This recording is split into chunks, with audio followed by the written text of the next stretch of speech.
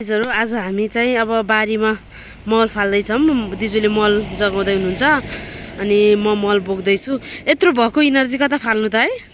हेर्नुहोस् गाइजहरू, आज म मल बोक्दैछु अनि त्यसपछि हामी के लाउनेछु अनि म तपाईँहरूलाई देखाउनेछु है। गाइजहरू, म यसरी मल बोकेँ है। म यसरी उड्दैछु। आया, यसरी पक्रिदिनु न। म यसरी मल बोक्दैछु भनेर देखाउँछु।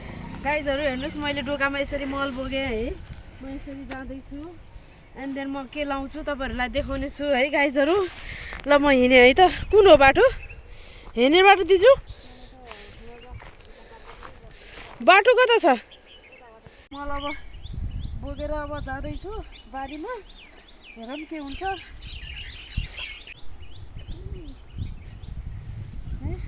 म तल बोक्दैछु। म गएँ ल।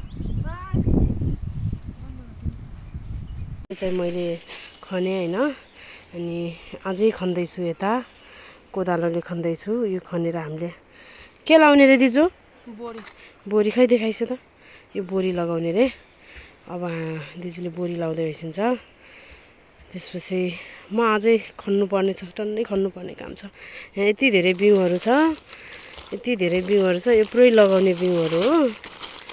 अनि यता पनि छ। पुरानो घर त्यो हो।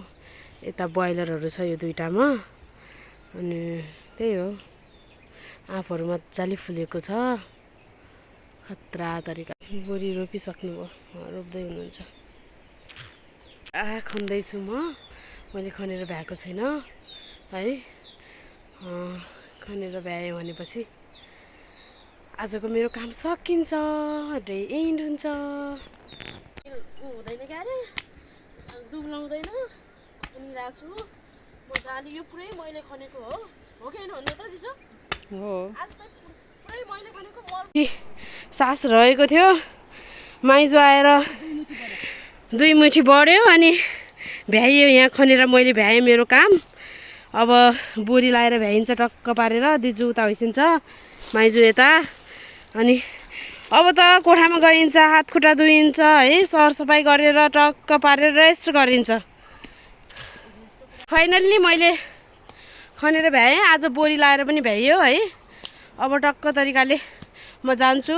मेरो च्यानललाई लाइक शेयर कमेन्ट गर्न नबिर्सिनु होला है।